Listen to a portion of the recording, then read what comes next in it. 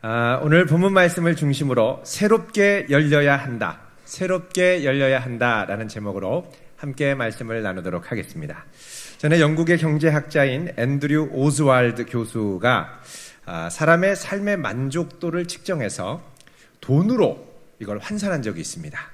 자, 결혼을 통해 얻는 행복을 돈의 가치로 환산하면 얼마나 될까요?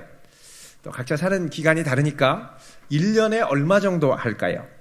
이분이 측정한 결과 사람이 결혼해서 얻는 것만큼의 행복을 얻으려면 매년 7만 파운드, 우리 돈으로 하면 약 1억 700만 원 정도가 필요하다는 결과가 나왔습니다.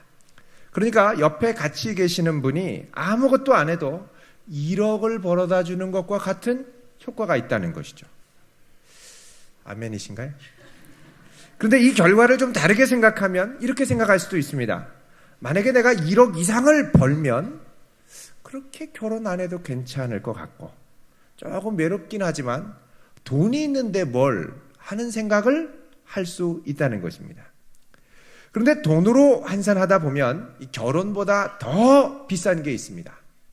건강, 인간관계들. 얼마 전에 어느 날 변두리 마을에 도착했습니다 라는 책이 나왔습니다. 이 책은 초등학생 아이를 둔 엄마가 갑자기 우울증이 찾아와서 회사를 접고 모든 인간관계가 너무너무 힘들어서 게다가 또 이 우울증을 치료하기 위해서 항우울증 약을 복용하고 있었는데 그 약 중에 이제 프로작이라는 약이 있습니다. 약물이. 이 프로작이 부작용을 일으켜서 건강과 삶이 아주 악화가 되었습니다. 이 엄마의 자존감과 정체성은 바닥을 치고 매일매일 하루하루가 지옥과 같았습니다.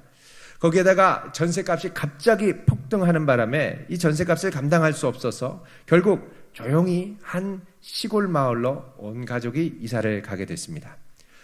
그런데 아무 기대 없이 갔던 그 마을은 특별한 마을이었습니다. 사람들이 서로를 아끼고 위로하고 격려하고 도와주었습니다. 그 마을의 중심 시설 중에 한 곳이 마을 도서관이었는데 책을 보러 갔는데 가서 책을 아이들과 함께 보는 것뿐만 아니라 그 도서관에서 여러 가지 강좌들과 모임들, 소모임들이 열렸는데 이 모임들을 통해서 큰 격려와 위로를 받았습니다. 자존감이 살아나는 것을 느꼈습니다. 그리고 그동안 대도시에 살면서 어떻게든 생존해야 되겠다라고 이를 악다물고 살았던 도끼가 빠지고 마음이 살아나는 것을 경험했습니다. 알고 보니까 이 마을은 1990년대 중반부터 마을의 이 교회를 중심으로 해서 이 마을을 무차별적으로 재개발하려고 했던 이런 것에 아주 대항을 해서 오랫동안 함께 온 주민이 교회를 중심으로 연대하며 싸웠던 역사를 갖고 있었습니다. 이 마을의 중심시설이었던 도서관도 2006년도에 그 마을의 목사님이 살던 사택을 내주어서 개조해서 만든 곳이었습니다.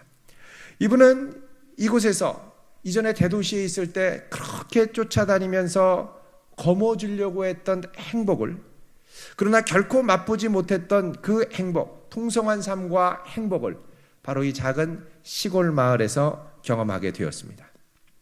지금 건강하게 이 자리에 나오시고 또 옆에 같이 사는 분이 있고 또 교회에 나와서 여러 성도들과 행복하게 신앙생활을 하는 분들이 있지 않겠습니까? 이런 분들은 정말 행복하고 부자인 분들입니다. 우리 좌우에 인사하겠습니다. 당신 진짜 부자이십니다. 예, 우리 좌우 옆에 송풍을 좀 틀어주시길 바랍니다. 예, 좌우에 다시 한번 인사하겠습니다. 정말 부자입니다. 예, 행복하시기를 바랍니다. 예. 자, 제가 이렇게 말씀을 드리면, 근데 또 이렇게 좀 삐딱하게 생각하시는 분들이 계십니다. 아니, 결혼하는 게 한 1억 정도 친다고 하고 건강과 인간관계는 좀 더 비싸다 그러면 더 많이 그만큼 돈을 벌면 행복하지 않겠느냐? 이런 생각을 하실 수 있을 겁니다. 그런데 건강을 해치고 나면 모든 것이 필요 없어집니다. 건강이 너무너무 중요합니다. 다 얻었는데 건강 다 망가지면 어떻게 하겠습니까? 행복할까요? 절대 그렇지 않습니다. 또 이렇게 얘기를 하면 우리가 또 항상 이렇게 생각이 발달해서 그럼 이제 양다리를 타는 노선은 안 되겠느냐 이렇게 생각하는 분들이 있을지 모르겠습니다. 그러면 돈도 열심히 해서 많이 벌고 결혼생활, 인간관계 이것도 잘 추구하고 돈과 행복, 돈은 곧 행복 이런 공식이 우리나라 사람들에게 많이 있습니다만 돈과 행복을 다 추구하고 거머쥐면 안 되겠느냐? 그런데 이런 생각에는 인간의 행복에 대한 이 역설적인 진실이 있습니다. 그건 뭐냐? 인생의 만족을 위한 돈과 행복과 같은 목표를 직접적으로 추구하게 되면 도리어 이런 목표가 멀리 달아나게 된다는 것입니다. 돈을 많이 벌어서 행복해지고 싶으신 분들이 의외로 계시죠? 그런데 이런 분들을 보면 의외로 돈을 많이 벌지 못합니다. 도리어 이 돈에 욕심을 내다가 돈 때문에 망합니다. 세계적으로 최고의 갑부로 여겨지는 이 빌 게이츠가 있습니다. 이 빌 게이츠의 자서전을 보면 이 빌 게이츠는 자신을 이 돈을 벌기 위해서 온 열정을 바치고 헌신한 사람으로 묘사하지 않습니다. 이 빌 게이츠의 자서전을 보면 자신은 컴퓨터로 인류의 삶을 변화시킬 열정에 푹 빠졌던 사람으로 그리고 있습니다. 그 열정을 추구하다 보니 돈은 자연적으로 따라오더라는 것이죠. 반면에 2001년도 미국에서 아주 큰 이슈가 됐었습니다. 회계 분식 사건으로 파산한 무려 2만 명의 직원을 두었던 에너지 물류 서비스 회사였던 엔론. 이 엔론이 맹목적으로 이윤만을 추구하다가 분식 회계 비리 사건으로 망했습니다. 경제 칼럼니스트이자 이 경제학 콘서트라고 하는 우리나라의 베스트셀러가 됐었죠. 이 책을 쓴 팀 하포드라고 하는 이 분은 한 언론에 기고한 칼럼에서 이런 이야기를 했습니다. 돈에 집착하는 사람은 돈에만 집착하다가 다른 사람으로부터 신뢰와 사랑을 받지 못한다. 여러분 생각해 보십시오. 돈에만 집착하는 사람하고 누가 같이 일하고 싶겠습니까? 돈에만 집착하는 사람하고 누가 관계를 갖고 싶어 하겠습니까? 말만 하면 돈 얘기인데요. 돈 때문에 관계가 다 망가집니다. 게다가 돈에만 집착하는 사람의 특징 중에 하나는 상상력이 부족합니다. 이런 상상력에는 삶을 풍요롭게 하고 소중한 것을 꿈꾸는 상상력도 있고 더 나아가서 정말 큰 부자가 될 수 있는 상상력이 부재한 것까지도 포함을 합니다. 여러분 정말 큰 부자는 상상력이 있어야 가능합니다. 정말 소중한 것을 붙들 수 있는 상상력. 중요한 것은 돈으로 우리가 고민을 하는데 이 돈으로 인해서 닫힌 우리의 눈이 열리게 된다면 이것은 우리 인생 깊은 곳에 불꽃을 막 일어나는 이 불꽃을 볼 수도 있고 붙잡을 수 있고 이것조차 살 수 있는 동력을 제공한다는 겁니다. 그런데 많은 경우 돈으로 인해 이 눈이 닫혀서 인생의 불꽃, 열정을 발견하지 못하고 이것을 쫓아 살아야 되는데 눈이 닫혀서 어디로 가야 할지 모르는 경우가 많이 있다는 겁니다. 여러분 이것은 우리의 신앙생활에 있어서도 마찬가지입니다. 경제적인 만족, 신앙적 만족 이 사이에서 우리는 무엇을 선택해야 할까요? 라고 물어보면 간혹가다 무슨 소리? 야 예배 드리러 갈 시간 있을 바에야 차라리 그 시간에 한 푼이라도 더 버는 게 낫지 않느냐? 그리고 예배 드리러 가는 시간조차 아까워하는 분들이 더러 계십니다. 여러분 오늘 본문의 말씀은 이런 태도와는 정반대가 되는 극단의 모습을 생생하게 보여주고 있습니다. 오늘 본문 말씀 우리 1절 2절을 같이 읽겠습니다. 우리 같이 읽도록 하겠습니다. 1절 2절 시작. 그 무렵에 또 큰 무리가 있어 먹을 것이 없는지라 예수께서 제자들을 불러 이르시되 내가 무리를 불쌍히 여기노라. 그들이 나와 함께 있은지 이미 사흘이 지났으나 먹을 것이 없도다. 아멘. 자 여기 보면 큰 무리의 사람들이 있다고 그럽니다. 이 큰 무리의 사람들은 9절 말씀을 보면 약 4,000명의 무리였습니다. 이 사람들이 사흘 동안 광야에서 예수님과 함께 있었습니다. 아무것도 없는 이 광야에 무엇 때문에 이 사람들이 예수님과 함께 있었을까요? 그것은 예수님이 선포하시던 하나님 나라와 복음에 대한 말씀을 듣기 위해서입니다. 얼마나 이 말씀을 집중해서 들었는지 사흘 동안 꼼짝하지 않고 들었습니다. 먹을 게 별로 없고 기진해도 말씀만을 사모해서 들었던 것이죠. 아니, 말씀 일주일에 한 번 와서 들으면 되지 뭐 이렇게 쓰러져서 기진맥진할 때까지 듣나 싶을지 모르겠습니다. 그런데 이 사람들은 예수님을 몰랐던 사람들이고 어둠 가운데 있던 사람들입니다. 그런데 그 사람들이 예수님을 만나서 그 말씀을 듣고 이전에 몰랐던 새로운 하나님 나라에 대해 눈이 뜨이고 귀가 열리고 말씀의 맛을 보니까 밥 먹는 것도 잊어버리고 그냥 앉아서 말씀에 빨려 들어가는 겁니다.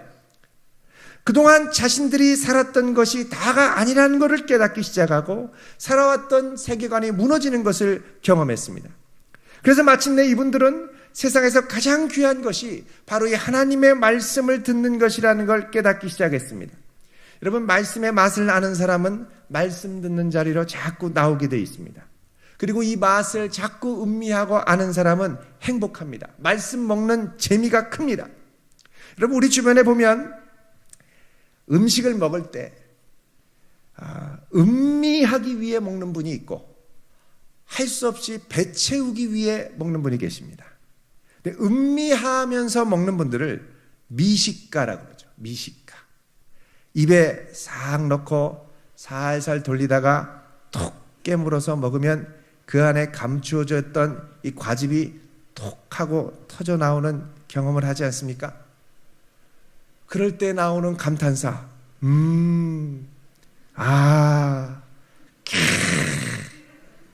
끝에는 좀 이상합니다만 어쨌든 뭐 맛있다 이러죠. 그냥 와구작 씹어먹는 게 아닙니다. 예. 여러분, 음식을 이렇게 맛있게 먹으면 얼마나 좋겠습니까? 그런데 어떤 분은 음식을 봐도 눈이 커지지도 않고 음식을 먹는 이유가 그저 살기 위해서, 굶어 죽지 않기 위해서, 배고프지 않기 위해서 먹는 분들이 있죠. 이런 분들을 미맹이라고 합니다. 미맹. 이 감각이, 이 맛을 잘 모르는 거예요. 어떤 분은 뭐 가끔씩 보면 특정한 맛을 느끼지 못하는 분들 계십니다. 뭐 매운맛을 나는 모른다. 그럼 막 청양고추를 팍팍 넣어도 약간 매콤하네. 뭐 이 정도로 말씀하시죠. 저는 청양고추 하나만 먹어도 얼굴이 빨개지고 눈물이 나오고 딸꾹질이 나오고 얼마나 고생하는지 모릅니다. 감사한 것은 저희 교회 우리 부교육자분들이 다 그렇다는 사실입니다. 우리 조 목사님 안 그래도 얼굴이 빨개지는데 더 빨개지시고요. 김성혁 전사님도 잘 못 드시고 홍 목사님만이 잘 드십니다. 또 어떤 분은 가끔씩 이 짠맛을 이렇게 못 느끼는 분 계세요. 그냥 뭐 이제 연세가 들어갈수록 이 짠맛을 덜 느끼게 돼서 소금을 막 들이붓는데도 간간하다 이러는 분들 계십니다. 그러면 막 옆에 있는 사람들은 물을 페트병으로 먹어야 막 이게 겨우 이제 진정이 됐죠. 여러분, 예수를 오래 믿을수록 성도는 이 말씀을 음미하는 미각이 발달돼야 됩니다. 말씀이 선포되는 자리에 나오면 눈이 커지고 입맛을 다시고 끄떡끄떡하고 감탄사를 바라고 새로운 세계에 눈이 뜨이고 이런 분들은 말씀이 선포되는 자리를 사모하게 되어 있죠. 근데 예수님을 오래 믿었지만, 교회를 오래 다녔지만 이 맛을 모르고 그냥 어쩔 수 없이 배 채우기 위해 오신 분들도 계십니다. 말씀의 맛은 모르겠고 그냥 먹기만 하자, 먹다가 졸고 멍하니 있다가 그렇게 가는 경우도 있게 되죠. 여러분, 지금 이 광야에서 예수님의 말씀을 듣던 사람들은 말씀의 맛을 제대로 보기 시작했습니다. 그래서 예수님이 너무 기뻐서 이들에게 무려 사흘간을 계속해서 말씀을 가르치셨죠. 세상에 너희를 만족하게 하고 채워준다고 하는 것들이 많이 있지만 오직 말씀만으로 채워야 한다는 걸 알려주신 겁니다.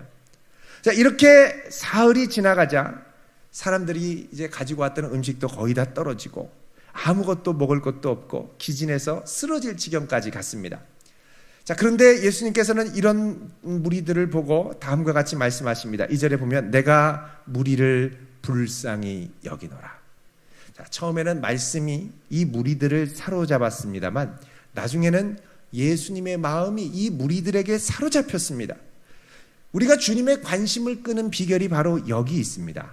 예수님은 말씀을 사모하고 말씀은 사랑하는 사람들에게 끌리십니다. 여러분, 사람들은 주변 사람들의 관심을 받으려고 별의별 행동을 다 하죠.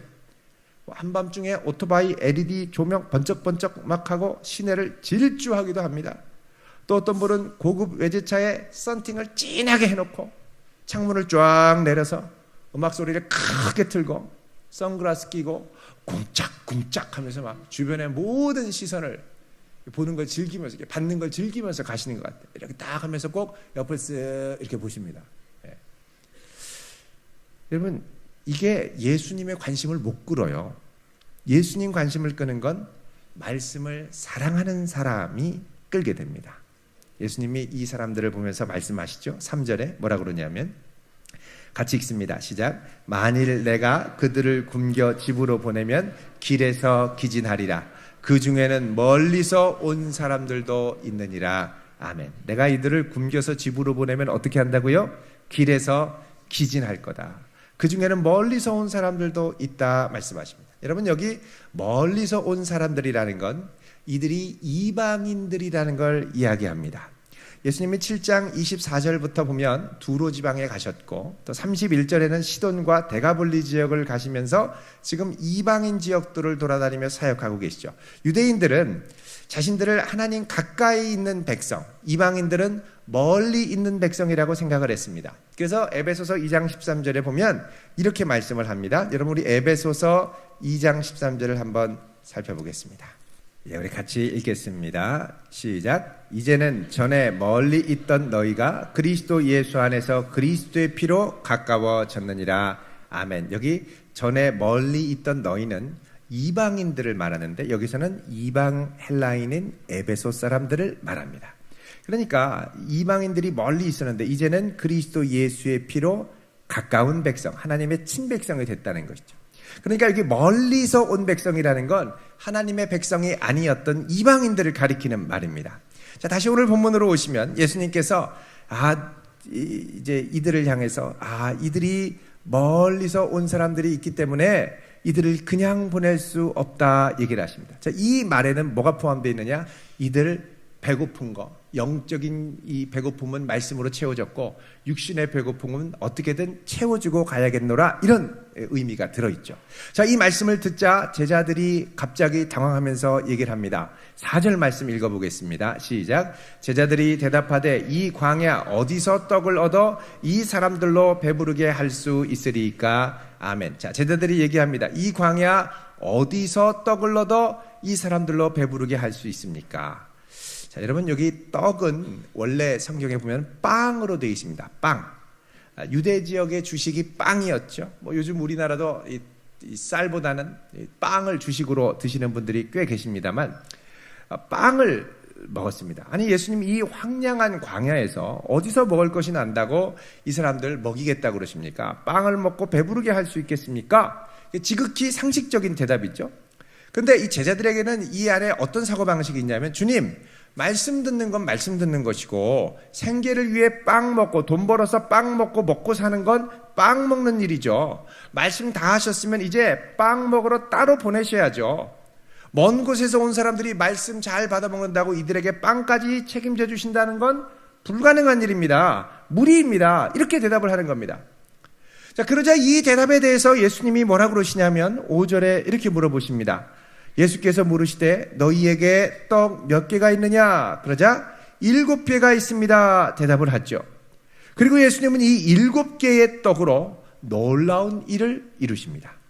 여러분, 여기 이 7이라는 숫자는 마가복음 7장 8장의 흐름에 있어서 상당히 중요한 역할을 합니다. 우리 7장 32절에 보면 예수님이 이 데가볼리 지방에서 귀먹고 말 더듬는 사람을 고쳐주시고 치유해 주셨죠. 자, 이 치유해 주신 사건을 보고 37절에 성경은 모든 것을 잘 하였도다 이렇게 말씀합니다. 이 모든 것을 잘 하였도다라는 건 우리가 전에 살펴본 것처럼 창세기 1장 31절의 말씀처럼 하나님이 지으신 모든 걸 보시니 심히 좋았더라, 보시기에 심히 좋았더라 라는 말씀을 반영하고 있습니다. 그러니까 하나님이 귀먹고 말 더듬고 듣지 못하는 사람을 고치시는 걸 보고 보시기에 참 좋았다. 이거는 창조가 완성이 되면, 온전한 창조가 회복이 되고 하나님의 역사가 온전히 이루어졌다라는 것을 이야기하고 있는 것입니다. 보시기에 좋았더라, 그러죠. 자, 그런데 이렇게 보시기에 좋았더라는 창세기에 보면은 며칠째 일어난 일이냐면 6일간의 창조를 마칠 때 하셨던 말씀입니다. 이 말씀을 마치고 그 다음 7일째가 되면 어떻게 되냐면 안식일이 시작되죠. 안식일은 종말적인 온전함과 새 창조의 능력이 회복되는 때를 말합니다. 이 새 창조의 능력이 다가오는 것을 보여주는 표현이 본문 8장 1절에 그 무렵에라는 표현입니다. 그 무렵에. 여러분, 이 그 무렵에는 헬라어로 en ekenais tai seme라이스라고 이제 되어 있는데, 영어로 해석하면 in those days, 그 날들에, 이런 뜻입니다. 직역하면 그 날들에. 그러니까 마가복음에서는 이 그 날들에가 그냥 그 날들이 아니라 예수님으로부터 시작되는 새로운 종말의 시대, 새로운 회복과 창조의 시대를 가리킬 때 사용하는 전문 용어였습니다. 이걸 보여주는 게 마가복음 1장 9절이죠. 자, 1장 9절 보시면요. 마가복음 읽겠습니다. 시작. 그때에 예수께서 갈릴리 나사렛으로부터 와서 요단강에서 요한에게 세례를 받으시고, 아멘. 자, 여기 보면 그때에, 이게 이제 in those days, 바로 그 날들에, 이런 뜻입니다. en ekenais tai semerais, 바로 그 날들에. 그러니까는 이게 뭐냐면 예수님이 공생애를 시작함으로 시작하는 새로운 종말 회복의 때를 말하는 겁니다. 자, 이 종말 회복의 때에는 어떤 일이 일어나느냐? 오늘 마가복음에 일어나는 것처럼 이 귀 먹고 혀가 막히고 보지 못하는 사람들이 보이고 풀리고 들리기 시작하고, 또 광야에서 굶주렸던 사람이 회복되는 역사가 일어납니다. 이걸 보여주는 게 구약성경 이사야 35장 5절 6절입니다. 우리 지난번에도 함께 이 마가복음 7장을 보면서 같이 살펴봤던 말씀입니다. 우리 한번 보겠습니다. 구약성경 1007쪽 이사야 35장 5절에서 6절입니다. 우리 같이 읽겠습니다. 시작. 그때에 맹인의 눈이 밝을 것이며 못 듣는 사람의 귀가 열릴 것이며, 그때에 저는 자는 사슴같이 뛸 것이며 말 못하는 자의 혀는 노래하리니, 이는 광야에서 물이 솟겠고 사막에서 시내가 흐를 것임이라. 아멘. 자, 그때 맹인이 눈이 밝고 못 듣는 사람의 귀가 열리고 저는 사람은 회복될 것이고, 말 못하는 사람의 혀는 노래하며 찬양할 텐데, 이는 광야에서 물이 솟고 사막에서 시내가 흐를 것이다. 생존이 불가능한 그 환경에서 새로운 생존의 환경, 풍성한 삶이 시작될 것이기 때문이다 라는 겁니다. 이 이사야의 비전이 회복된 것이 바로 마가복음 8장에 예수님께서 광야에서 이 어둠 가운데 있던 이방인들을 회복시키는 사건이라는 것이죠. 근데 이 회복을 맨 처음에 어떻게 하냐? 말씀을 주심으로, 그리고 이 말씀을 잡고 3일간 헌신하며 여기에 올인했던 사람들이 기진에서 비틀거리자, 이제 어떡하냐? 그들이 갖고 있는 빵, 그 빵을 취하여 기적을 시작하십니다. 이들이 갖고 있는 빵 7덩어리는 사람들이 먹기에는 턱없이 부족한 빵이었습니다. 근데 중요한 것은 이 빵이 어떤 사람의 손에 들려 있느냐가 중요합니다. 이 빵은 말씀을 먹고 눈이 열리고 귀가 열리고 영적인 미각이 살아난 사람들이 갖고 있던 빵이었습니다. 이 빵을 주님을 신뢰함으로 온전히 드리게 되죠. 이 빵이 7개라는 건 장차 이 말 7제의 안식의 회복, 온전한 창조의 회복을 상징하는 의미 있는 숫자입니다. 근데 비록 턱없이 부족한 양이지만 이게 예수님의 손에 들리니까 이게 축복의, 종말의 회복을 가져오는 축복의 통로가 됩니다. 자, 6절 말씀 마가복음 8장 6절 읽겠습니다. 시작. 예수께서 무리를 명하여 땅에 앉게 하시고 떡 7개를 가지사 축사하시고 떼어 제자들에게 주어 나누어 주게 하시니 제자들이 무리에게 나누어 주더라. 아멘. 자, 예수님께서 무리를 명해서 앉게 하신 다음에 7개를 가지시고 축사하셨다. 감사했다는 거죠. 그리고 제자들에게 축복하며 이 떡을 나눠주셨습니다. 또 같이 있던 생선 2마리도 그렇게 하셨습니다. 여러분, 이거를 4,000명에게 나눠주면 1인당 얼마나 돌아갈까요? 계산을 쉽게 하기 위해서 생선 2마리를 4,000명에게 나눠주려면 한 마리를 2,000조각으로 나눠야 됩니다. 시식 코너에 있는 것을 100등분하는 것과 마찬가지입니다. 정말 이게 어려운 거죠. 근데 이 간의 기별도 안 가는 이걸 축복하시고 나눠주니까 여기서 이제 기적이 일어나는데 8절에 보면 배불리 먹고 남은 조각 7 광주리를 거두었다 그러죠. 여기 광주리는 영어 성경에 바스킷으로 나옵니다. 바스킷. 우리말로 하면 바게스. 양동이를 말하는 거예요. 양동. 7 양동이로 꽉 차게 주님이 채워주셨다는 거예요. 자, 이걸 통해서 이들은 놀라운 경험을 합니다. 새롭게 눈이 열리고 귀가 열리고 마음이 열리는 역사를 경험합니다. 어둠 가운데 살던 이방인들, 세상 속에서 정말 먹고 살기에 정신없이 달려가는 이 세상의 삶 속에서 먹고 사는 것만, 빵만을 추구하는 것이 다가 아니라 우리 인생의 새로운 빛을 비추어 주시는 하나님의 말씀을 먹고 구하고 살아야 한다는 것을 비로소 경험하게 됩니다. 뿐만 아니라 이 말씀을 붙들고 이 광야 같은 세상에서 기진할 정도로 붙들며 나아가는 게 참 행복이라는 것을 경험합니다.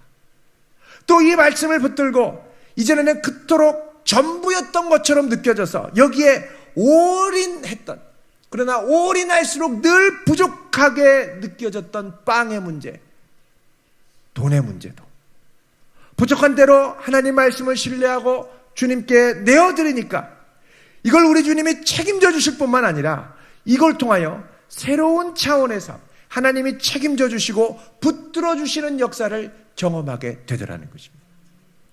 여러분, 마귀가 예수님 처음 사역하기 전에 광야에 와서 예수님 40일 굶고 나니까 이렇게 유혹하죠. 이 돌을 떡덩이로 만들어서 먹어라. 이게 무슨 말이냐면, 자, 너 40일 금식한 건 금식한 거고, 그 다음에 떡 문제는 따로 해결해야 되니까 떡은 이 돌 갖고 만들어 먹으라는 거예요. 이 떡과 이 말씀을 분리시키라는 거죠. 근데 예수님이 이렇게 분리해서 사는 게 아니라, 그러면은 말씀 따로 하고요, 떡은 떡대로 추구해야 됩니다. 근데 주님은 뭐라 그러냐? 사람이 떡으로만 살 것이 아니고 하나님의 입에서 나오는 말씀으로 살 것이라고 이야기하셨습니다. 그리고는 6장 33절에 먼저 그의 나라와 의를 구하면 이 모든 것을 너희에게 더하시리라고 말씀을 하셨죠. 여러분, 오늘 본문 말씀은 하나님께 가까이 있다고 자부하는 유대인만이 아니라 멀리 있다고 생각했던 이방인들도, 정말 어둠 가운데 살았던 사람이라 하더라도 누구나 정말 이 하나님 말씀의 맛을 알고 이 말씀을 전적으로 신뢰하고 의잡고 붙잡고 나아간다면 죽을 것 같은 상황에서도 절대 죽지 않고 여기서 다시 인생이 회복되고 역전되는 역사를 경험하게 된다는 것을 말씀하고 있습니다. 여러분, 하나님의 말씀을 사모하고 그 맛을 아는 성도는 우리 하나님이 책임져 주심을 믿으시기 바랍니다. 책임져 주세요. 이걸 신뢰해야 돼요. 여기에 우리의 눈이 새롭게 열려야 되죠. 그래서 이런 기적을 뭐라 그러냐? 표적이라고 그럽니다. 표적, 사인. 사인은 단순하게 그냥 기적이 일어난 것으로 끝나는 게 아니라 이 기적을 통해서 예수님이 계시하고자 하는 사인, 메시지가 들어있다는 거죠.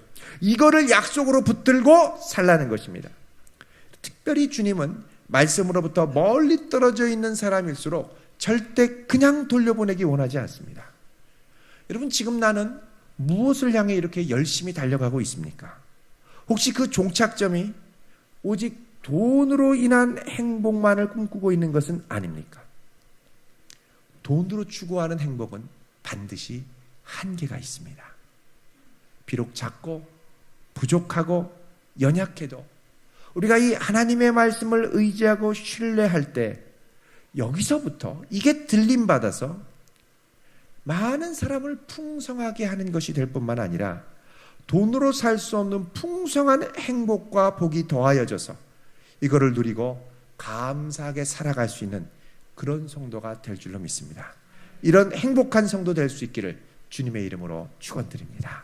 기도하겠습니다.